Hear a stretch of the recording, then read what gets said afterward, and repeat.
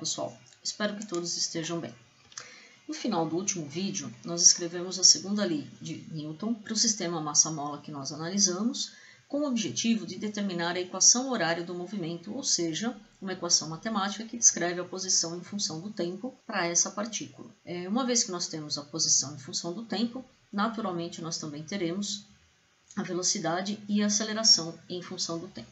Muito bem, então para que possamos fazer esta análise, nós vamos reescrever a segunda lei de Newton da seguinte forma. Vai ficar massa vezes aceleração igual mais kx igual a zero. Vamos lembrar lá da física 1 que aceleração e posição estão correlacionadas pela segunda derivada. Ou seja, uma vez que eu tenho posição em função do tempo, se eu derivar duas vezes, eu tenho a aceleração. Essa equação chama-se equação diferencial. E a solução desta equação diferencial é exatamente a função matemática, posição em função do tempo, que satisfaz esta equação. Como eu falei, esta equação chama-se equação diferencial homogênea de segunda ordem. Não é nosso objetivo aqui resolver esta equação diferencial algebricamente. O que nós vamos fazer é analisar o nosso sistema massa-mola e, utilizando uma série de argumentos, nós vamos chutar qual é uma possível expressão matemática para a posição em função do tempo. Então, primeira coisa, vamos verificar que a solução dessa equação diferencial, que é o x de t, uma vez que eu derivo duas vezes esta função matemática, ela tem que retornar para mim exatamente essa função matemática. Por quê? Porque eu tenho que substituir aqui a segunda derivada da posição em função do tempo, multiplicar pela massa, e somar com exatamente a mesma função matemática multiplicada pela constante elástica, e tudo isso aqui tem que dar zero.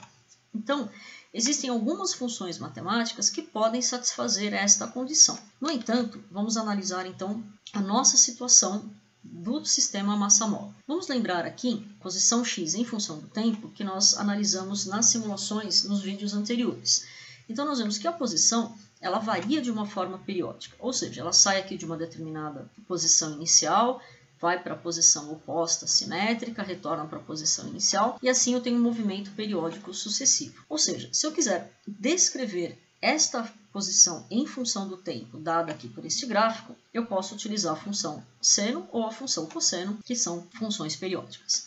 Então, vamos supor que a minha posição em função do tempo seja dada então pela função cosseno, um parâmetro vezes o tempo. Então, para cada instante de tempo, eu vou estar numa posição diferente. Vale lembrar que o argumento da função do cosseno ele tem que ser adimensional. Ou seja, se eu tenho tempo aqui, necessariamente eu preciso desse parâmetro ômega com unidade de radiano por segundo para que o argumento da função cosseno seja adimensional. Além disso, tem uma outra questão sobre a análise dimensional nesta equação. Do lado esquerdo, nós temos metro, que é a unidade da posição. E do lado direito, a função cosseno ela é adimensional. Ou seja, essa equação aqui ela não é verdadeira, uma vez que dimensionalmente ela está incorreta. Em outras palavras, significa que a posição deve ser proporcional ao cosseno. Então, corrigindo essa equação, o que nós precisamos? Eu vou colocar aqui um parâmetro, que é, na realidade, a amplitude do movimento vezes o cosseno. Por que é razoável nós colocarmos aqui a amplitude do movimento? Sempre que o cosseno tiver o seu valor máximo, mais 1 ou menos 1, a partícula vai estar exatamente na amplitude do movimento. Ou seja, para um determinado instante de tempo, quando o cosseno valer 1, a partícula vai estar aqui na posição mais xm. Quando o cosseno valer menos 1, a partícula vai estar aqui na posição menos xm. Então, esse aqui vai ser o nosso chute inicial como solução desta equação diferencial aqui. Para a gente verificar se essa equação realmente funciona em todas as situações, vamos analisar então uma simulação. Então, reforçando, o que eu quero é uma função matemática que para cada instante de tempo devolva para mim exatamente a posição da partícula. E é exatamente isso que nós vamos verificar nessa simulação. Então, aqui na simulação, nós vamos analisar algumas situações diferentes. A primeira delas, eu vou tirar aqui a partícula da posição de equilíbrio, colocando aqui na posição meio metro, para que possamos, então, fazer a simulação. Vou manter a velocidade inicial nula nesse primeiro momento. E vou executar a simulação aqui, para que a gente possa observar o movimento da partícula.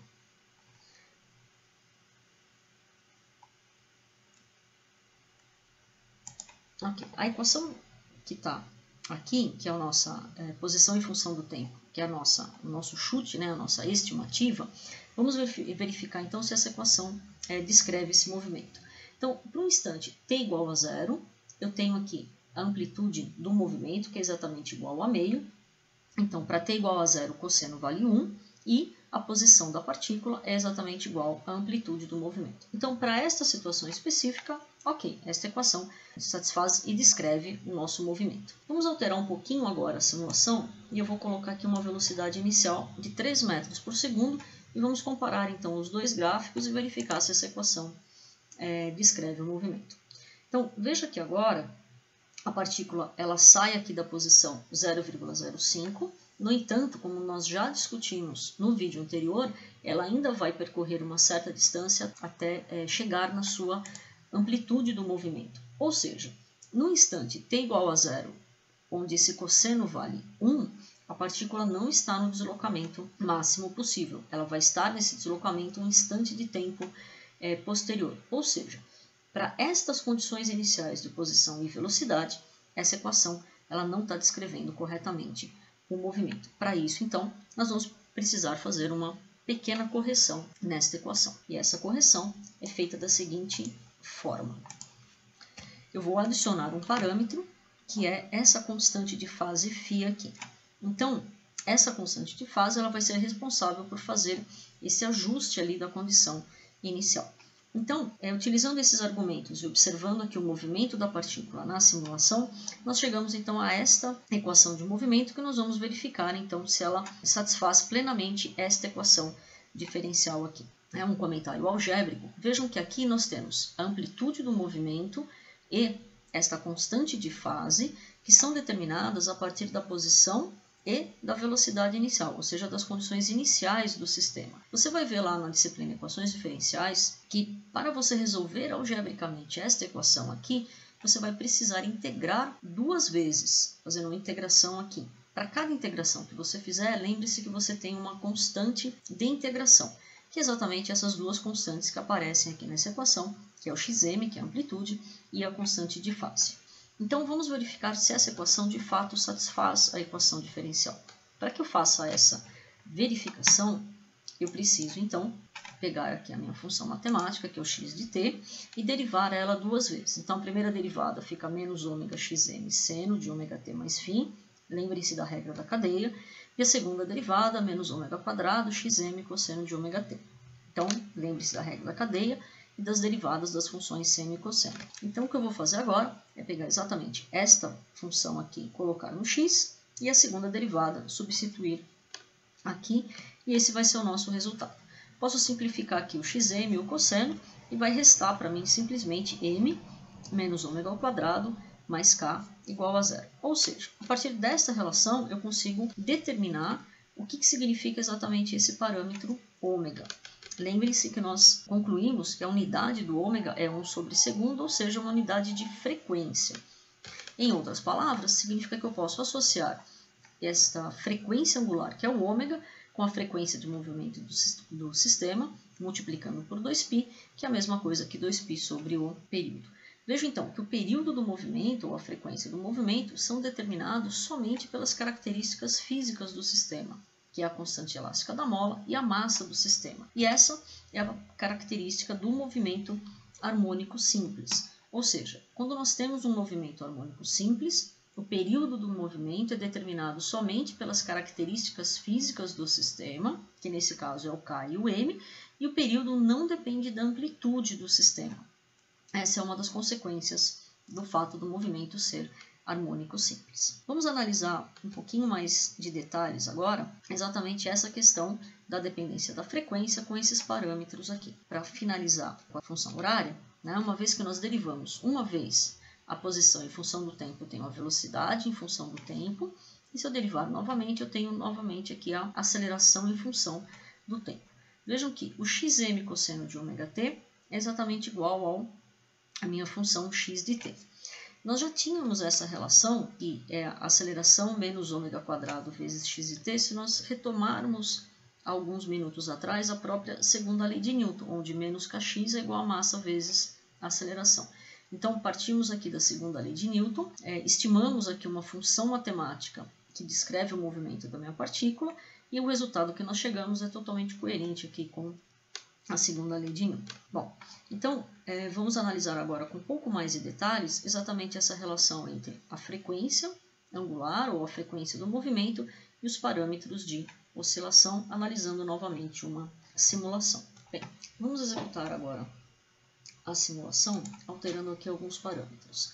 Eu vou deixar a massa inicial do sistema igual a 1 kg, vou alterar aqui a posição inicial para 1 metro, permanecer a velocidade inicial nula, e vou usar a constante elástica igual a 25 metros por segundo, e vamos executar aqui a oscilação para que a gente possa então observar o período do movimento. Ok, então aqui nós já temos uma oscilação completa.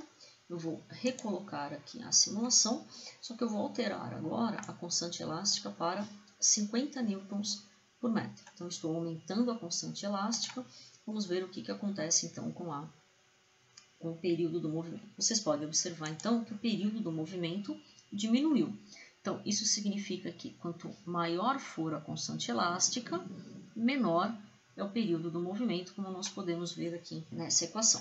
Vamos fazer mais uma comparação aqui. Vou voltar aqui para 25. Só para comparar, vou executar novamente essa simulação inicial aqui. A massa igual a 1 kg e a constante elástica igual a 25. Então, o que eu vou fazer agora é dobrar o valor da massa. Vamos executar novamente. Então, veja aqui, aumentando o valor da massa, eu aumentei aqui o valor da massa e, portanto, como consequência, eu também aumentei o período desse movimento. Mais uma situação diferente aqui, eu vou manter exatamente essa situação, só que eu vou diminuir aqui a amplitude do movimento, meio metro agora. Então, eu mantive a constante elástica, mantive a massa do sistema e alterei a amplitude do movimento. Então, vejam que a amplitude agora nessa situação é menor, no entanto, o período do movimento é exatamente o mesmo. Ou seja, como nós deduzimos aqui, né, o período desse movimento depende somente da constante elástica e da massa, e não depende da amplitude do sistema. E é exatamente isso que caracteriza um movimento harmônico simples. Dando continuidade aqui, então, vamos finalizar essa discussão analisando com um pouco mais de cuidado aqui os gráficos da posição, velocidade e aceleração. Então, começando aqui pelo gráfico da posição, nós temos aqui o máximo deslocamento da partícula em relação à posição de equilíbrio, que nós definimos como sendo então a amplitude do movimento, e esse valor dessa amplitude é exatamente o parâmetro que está aqui multiplicando o cosseno de ômega t mais φ. Ou seja, sempre que o cosseno tiver o seu valor máximo, nós estamos aqui na posição máxima de deslocamento da partícula. A mesma análise nós podemos fazer para a velocidade. Então, nós temos aqui os pontos de máxima velocidade, nesses dois pontos aqui, e lembre-se que esse sinal aqui da velocidade está associado ao sentido do movimento. Então, toda vez que a partícula passar pela posição de equilíbrio, eu vou ter a velocidade máxima. Neste exemplo aqui, a velocidade máxima positiva significa que a partícula está se deslocando para a direita. Se eu tomar como base esse outro ponto, a velocidade negativa, com o mesmo valor, significa que a partícula está se deslocando no sentido oposto ao eixo x. Portanto, o valor máximo desta velocidade colocada aqui no gráfico é exatamente o valor de ômega vezes a amplitude. A mesma coisa podemos fazer para a aceleração. Nós temos aqui o valor máximo da aceleração, o valor mínimo, lembrando que este sinal também está associado ao sentido da força. Então, se a partícula está aqui, por exemplo, na posição menos xm, a aceleração dessa partícula é positiva, uma vez que a força aponta para a posição de equilíbrio. Então, a força é positiva, essa aceleração também é positiva.